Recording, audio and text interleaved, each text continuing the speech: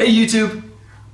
I know I just put out a video yesterday, but I want to talk about a little bit about practice. You see, I'm now ready to get serious. I've gotten past most of my health issues. I still have the impingement in my shoulders. I still have the problem with my hands. But aside from that, the serious stuff is pretty much over at this point. So it's time for me to get serious. And along the way, I'd like to share with you how I'm practicing, how I'm improving, what I'm doing to improve, and to talk about practice in general. Now, I'm going to be practicing at least 3 times a week, at least 2 hours each time. I will most likely take those practices and put them up. I'll have to cut the sound, and I'll tell you about why in just a second. But I will put them up so you can see them if you want to. It's been 9 months, and I have played, I don't know, maybe 15 or 20 sets. So, race to 5, 20 sets, that's 100 racks in 9 months. Compare that with, I normally play 100 racks in like 3 or 4 days. So I really have not been playing, and it's time to get serious and get myself back in stroke, get my game tuned back up. You saw in the racks yesterday, I missed some really stupid shots. So I wanted to share with you the general rules for practice, and then how I structure my practices. Okay, so the first thing about practice is that you should dress in practice. Actually, you should do everything in practice just like you do in a tournament. So a lot of players, myself included, have pre-tournament routines. We have things we do before the tournament every time that help get us in the frame of mind for the tournament. For some players, it's going to a certain restaurant and having a certain meal before they play. For other players, it's affirmations. They'll go stand in front of a mirror and tell themselves how good they are, which actually, it's kind of proven that helps. Some players, it'll just be to relax and stay in the room and away from everybody and just get themselves focused and relaxed. For me, I either lay down on a bed or I kick back in a chair, close my eyes, and visualize shots. The shots that I make, and more importantly, how they feel. I try to recreate the feel in my mind of what the shot feels like. And doing that helps me to focus. And it helps me during the match, because then when I have a shot that's similar, I can think back to what it felt like when I was visualizing it before the tournament. So whatever pre-tournament routines you do the same thing before you practice. Do it the same way. If you just have a superstition about doing a certain thing before a tournament, do that thing before you practice. Do practice as if it was a tournament. The second thing is you want to recreate all of the conditions if you can, within reason. Okay, now if the tournament's going to be on a diamond table, I have a gold crown. I'm not going to take my gold crown out and put a diamond in to practice on, and then take the diamond out and put a gold crown back. And so within reason. If they're using a certain set of balls, use those balls in your practice. If they're using a certain cue ball, use that same cue ball in your practice, the measle ball, for example. Or if they're going to use the blue dot centennial ball, whatever they're using for equipment, you want to use. If the rules in the tournament are no jump cues, don't practice with your jump cue. If the rules are jump cues are allowed, make sure you get practice with your jump cue in. You want to do exactly what you're going to do in the tournament in your practice. Now, one of the most important things is to structure your practice. Okay? Now, I have a pattern that I've used. I've used it for years and years and years. So basically, it works like this. I warm up. I've shown you my warm up. I throw 4 balls on the table. I run them out. I throw 5 balls. I run them out. And I keep, if I miss, I go back down. So if I miss one on 5, I go back to 4. If I miss one on 6, I go back to 5. Until I get to where I have run 7 consecutive balls. That's my minimum. Then I'm going to do stroke practice. So that's just to get me warmed up. I've talked about it before. Yeah, when I'm doing that thing with the 4, 5, 6, 7 balls, I'm actually less worried about making the balls. And more worried about the way I'm thinking about the run, the way that I'm stroking the cue, those kinds of things. Now, after I finish warming up, and part of that is it lubricates the shoulders, and I don't feel the pain as much. So that helps too. Then I'm going to go to the mother of all drills. That's the one. Cue on the spot. Shoot it up the table, let it come back and hit the tip of your cue. I'm going to do that until I do it 10 consecutive times. Now that's my rule, 10 consecutive times. Once I've done it 10 consecutive times normally, I'm going to do it 10 consecutive times where I line up the shot, close my eyes, I wait 3 or 4 seconds, and then I shoot. And then I open my eyes and see what the result was. Why do I do it that way? So there's a concept in shooting called, and when I say shooting, I'm talking about like marksmanship shooting. There's a concept that it's called natural point of aim. And what it means is when you're down on a shot, okay, and I'm talking in terms of pool, shooting a pool shot. When you're down on a shot, if you're off balance at all, your muscles will tighten up to compensate, and that can throw your shot off. So what you want to do is you want to line up your shot, line up the drill, the up and down the table drill, line it up, close your eyes, wait 10 seconds, open your eyes, see if you're still pointed where you're supposed to be. If you're not, adjust your body, do it again until you close your eyes for 10 seconds, open them, and you're still dead on your shot. If you do that, you'll build a stance that's perfectly balanced. Now, after I've done the 10 correct shots with my eyes closed, then I'm going to start working on my shot of the day, whatever shot I'm practicing that day. And I'm only going to practice 1 or 2 shots in a given day. Okay, so here's how this works. I have a notebook. And you probably can't see it, but there are 4 table diagrams on each page of the notebook. And you can get these, just Google pool table diagram, and you'll find a million different ones out there that you could use.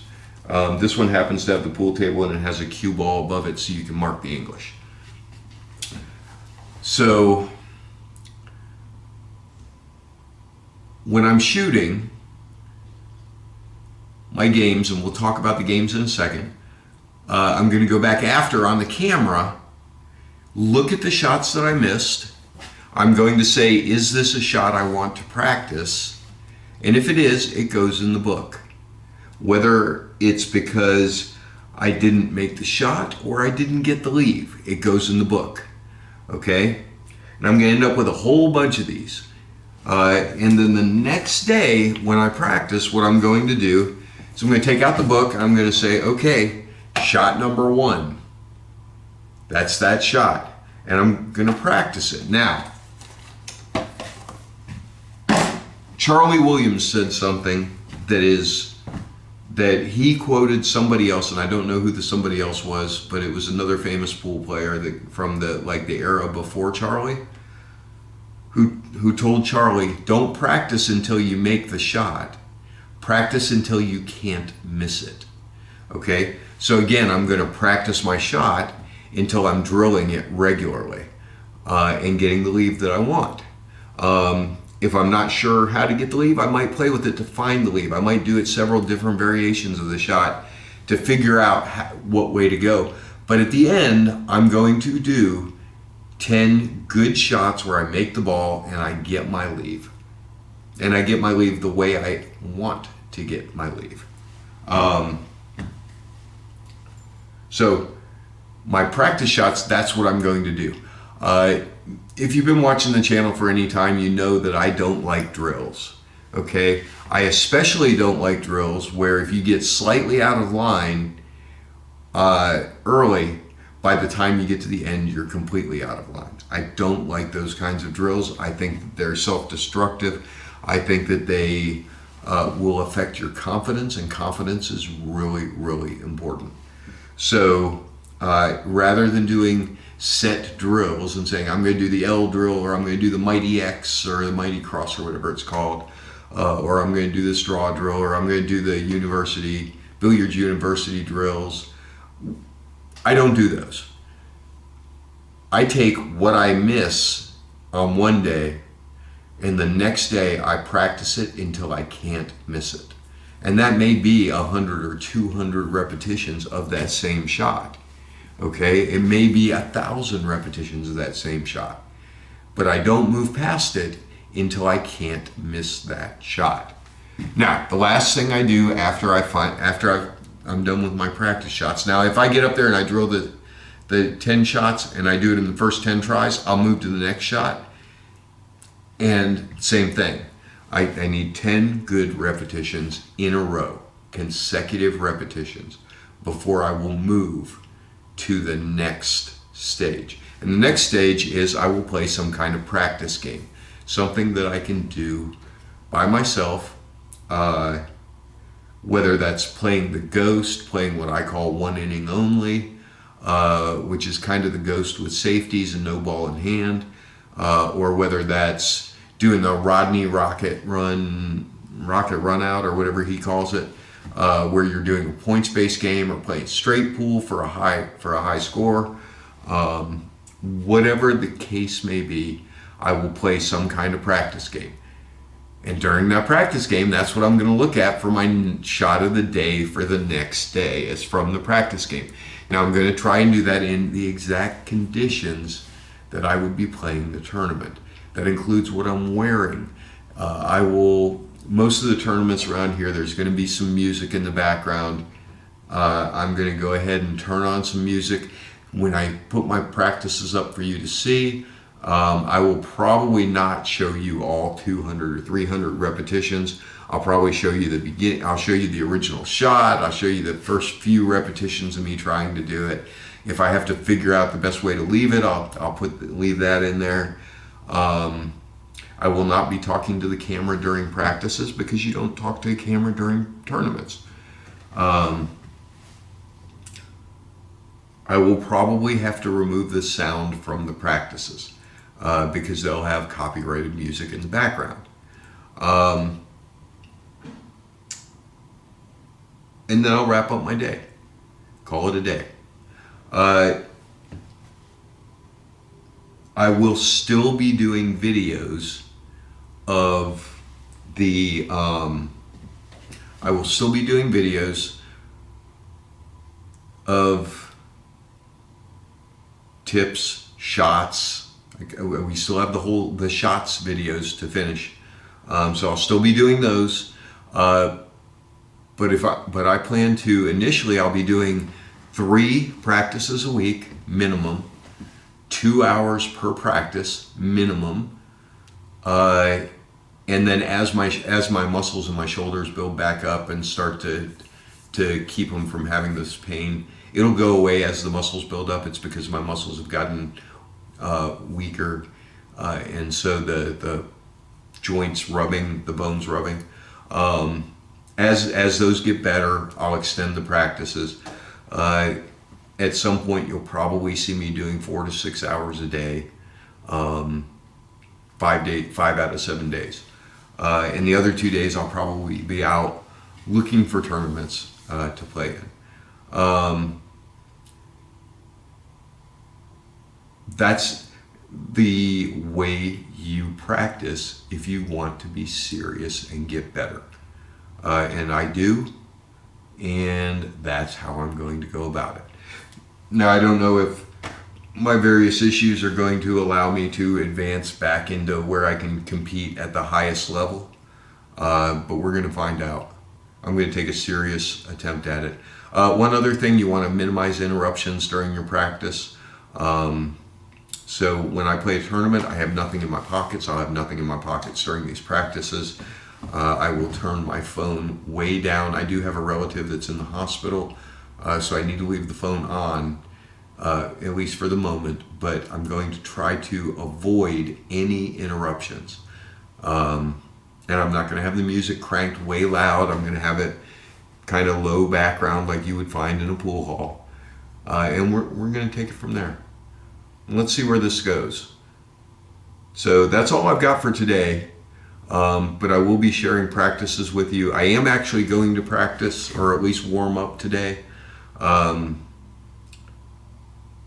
will probably put that up for you to see. I'm going to tell you now, I expect very, very little out of practice today. I don't expect to see me running tables. I certainly don't see me running packages, given the new conditions on the table and the fact that I haven't played in so long.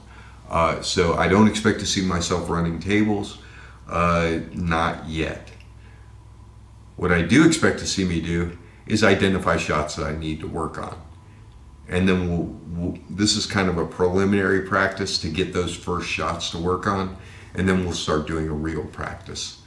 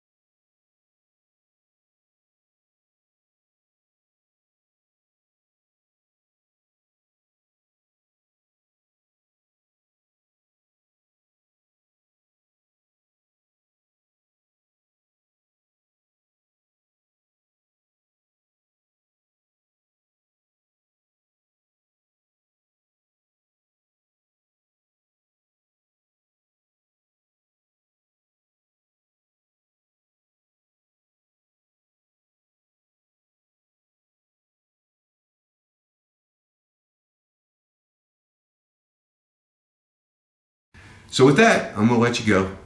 We'll catch you next time. Have a great day. And don't forget, like, subscribe, ding the notification bell. And we'll catch you next time.